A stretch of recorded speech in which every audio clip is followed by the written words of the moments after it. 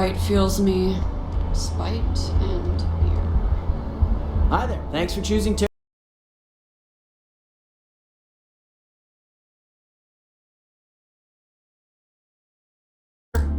Brew. What can I get you?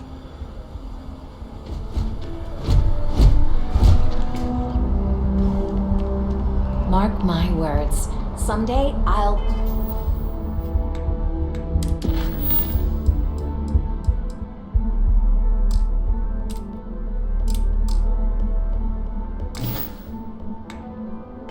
be running the Office of Interstellar Affairs.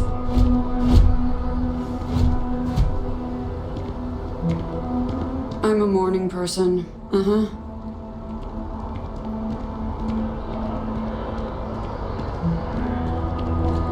You can tell they put a lot of care into their franchises.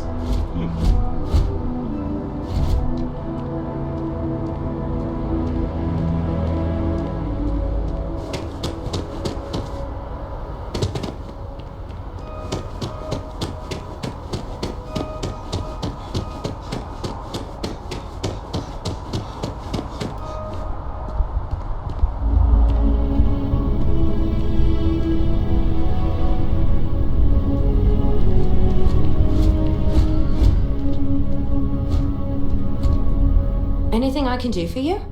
Have a good one.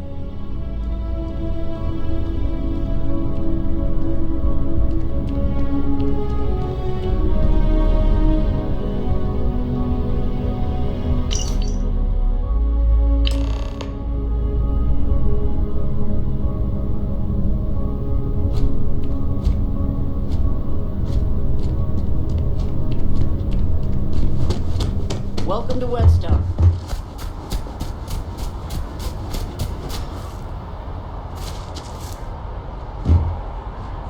For a moment, I thought that fall might kill you. All of our services are designed. You look great. But you found it. Oh my God, thank you so much. I don't know what to say. You have helped a humble businessman. You saved me and my business. I'm so grateful for that. Thank you so much. I hope this hasn't tainted your perception of my wonderful facility. If you need any work done, I'll always be here. Enhance will be here anytime you'd like a different look.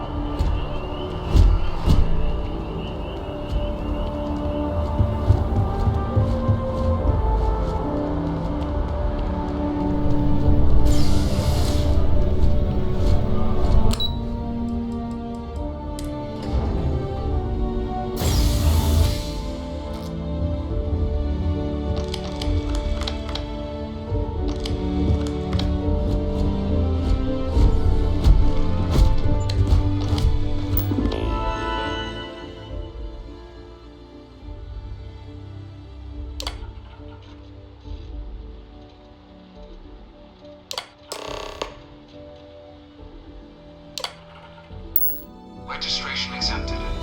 You may now proceed through the historical displays in the orientation hall, or continue on to the examination.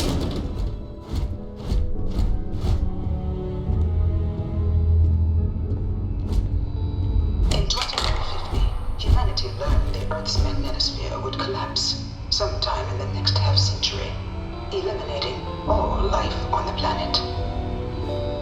Decisive action was required, but the secure transport of an entire civilization would demand a new kind of cooperation, a new kind of courage, and a new kind of union. Thus, in 2159, the United Colonies were formed to make that journey possible. Just 1 year later, the Galileo, the first of many colony ships, touched down here on Jemison, beginning a new era of human history, the age of the United Colonies.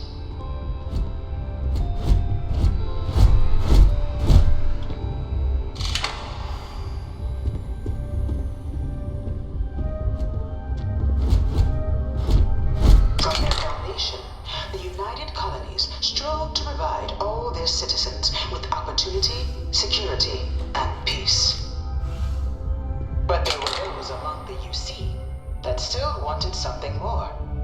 Independence. So in 2161, the UC issued the Centaurus Proclamation, granting UC citizens the right to settle distant worlds and form their own sovereign powers. It wasn't long before the first new faction, the Free Star Collective, was formally organized in 2188, later followed by House Maroon, revealing themselves to the universe in 2230.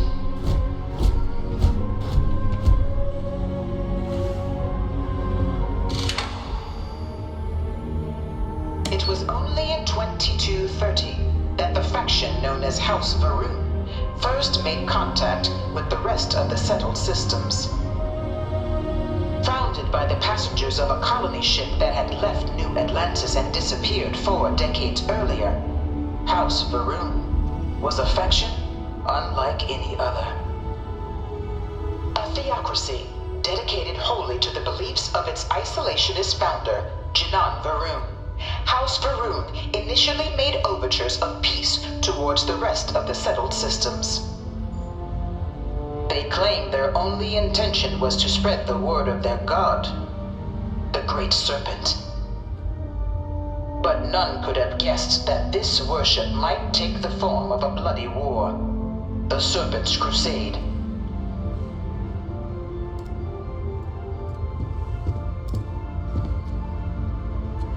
The Freestar Collective was initially founded in 2188, when the citizens of Aquila banded together with the pleasure city of Neon in mutual defense. But in 2194, after the deployment of a UC medical star station in orbit around their world, the citizens of Narion also requested to join the collective. The resulting rise in tensions between the Freestar Collective and UC culminated in the settled system's first intergalactic conflict, the Narion War. Despite a decisive victory by the UC, the colonies permitted the citizens of Narion to join the collective, forming the basis for the fiercely independent union that persists to this day.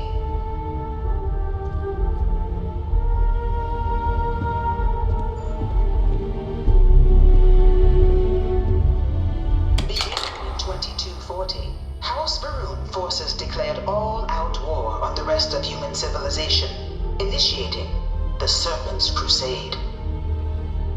Over the next 23 years, thousands of Freestar, UC, and independent souls were killed by agents of House Varun in the name of their serpent god. It was only with the death of their founder in 2263 and the succession of his heir Jarrett that House Varun finally sued for peace. There remained, however, select members of House Varun who refused to recognize the cessation of hostilities their leaders established. Even after House Faroon's mysterious disappearance, these zealots remain a threat to all who encounter them. Their pacification, a goal of all space.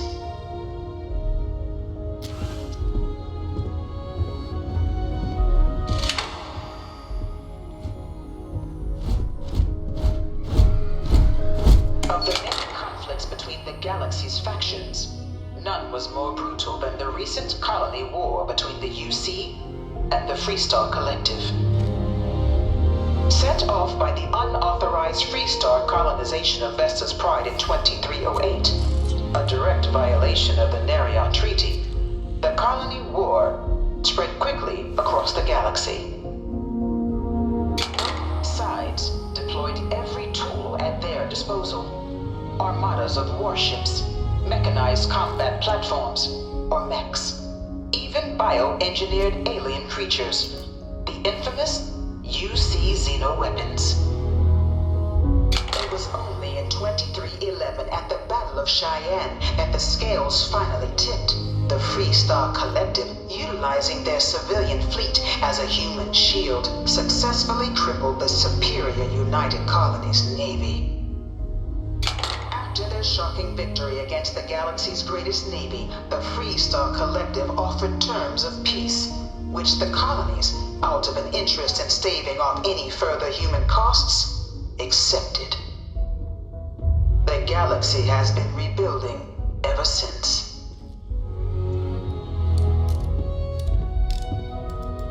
Few settled worlds were left untouched by the colony war. But nowhere could the viciousness of modern warfare be seen more clearly than on the Freestar planet of Nera. Initially occupied by invading United Colonies forces as a forward operating position, repeated attempts to take and retake the planet by collective forces led only to devastation. Swaths of the world were transformed into scorched husks, a nightmarish testament to the depths of human ingenuity and human cruelty. And today, Nera remains a continuing reminder to the horrors of unfettered war.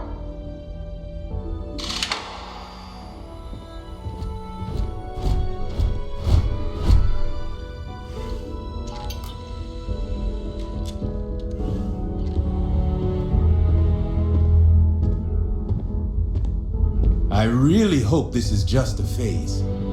Dad wanted me to apply for the administration track at school, but I'm going to be a xenobiologist. It's science division or nothing.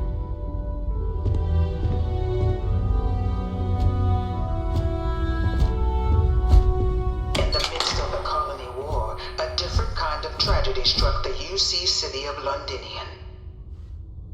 A newly constructed but critical supply center for the United Colonies' war effort, Londinian found itself overrun by one of the galaxy's most mysterious predators, the Terramorph. A rare but pervasive threat to all human-settled worlds, Terramorphs swept over the city, seemingly out of nowhere, on a scale never before seen in recorded history. Valiant efforts by the UC military slowed the onslaught, but the creatures proved unstoppable. Ultimately, the decision was made to destroy the Londinian spaceport, sealing off the city, the outbreak, and its citizenry from the galaxy at large. The tragedy of Londinian is mourned by the UC to this day.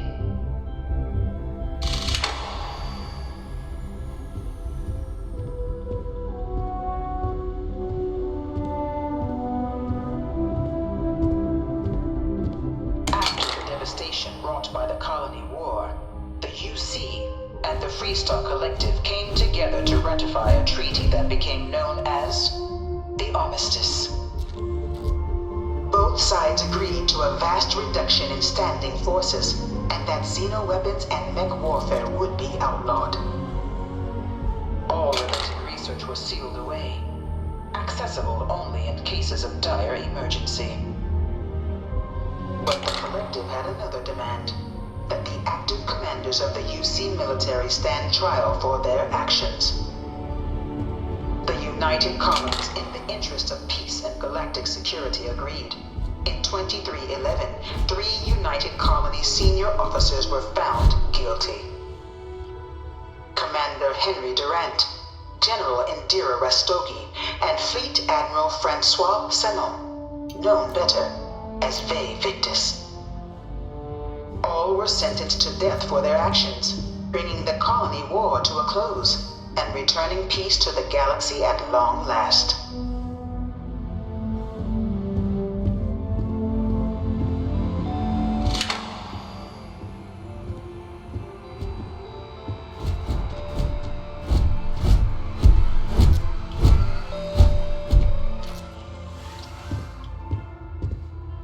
It was into this new world that the Vanguard was born.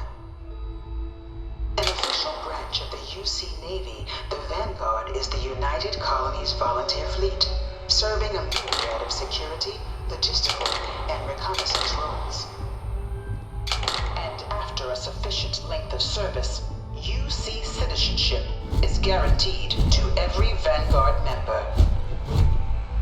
Open to all captains, regardless of origin, the Vanguard is leading the charge to protect and support the citizens of the United Colonies, wherever in the galaxy they may be.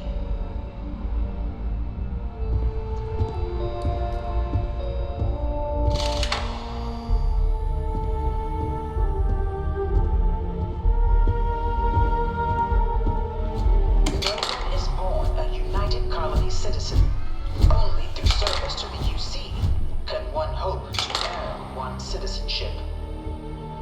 But the UC prides itself on taking care of its people. Cost of living controls mean citizens pay less than their foreign counterparts for needs big and small. All citizens are issued a grant upon joining to get themselves on their feet. And only UC citizens have the opportunity to purchase property, getting the chance to live in one of the most beautiful cities in the settled systems. By joining the Vanguard today, you too can begin earning your place here, in the heart of galactic civilization, as a citizen of the United Colonies.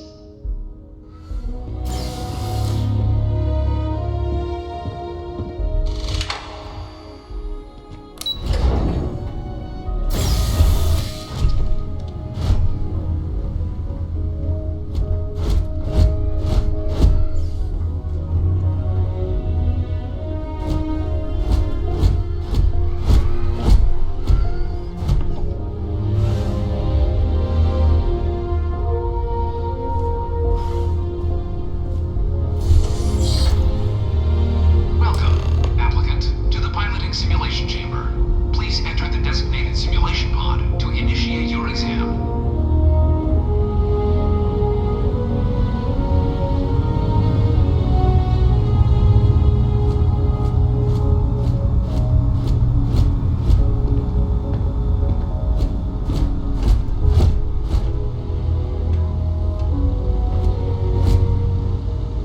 Ah, you must be our new applicant.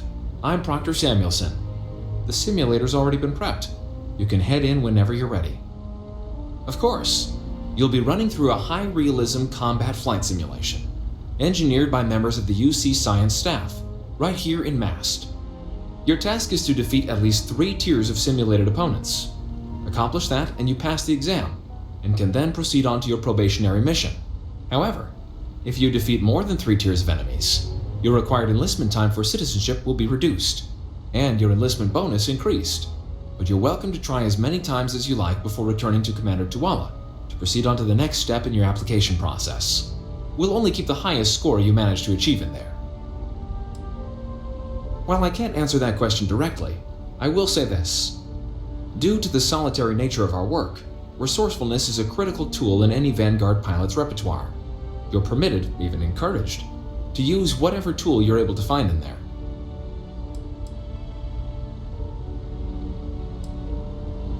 The simulator is designed to be a near-perfect replica of a Class B Deimos hoplite, the United Colony's standard destroyer model.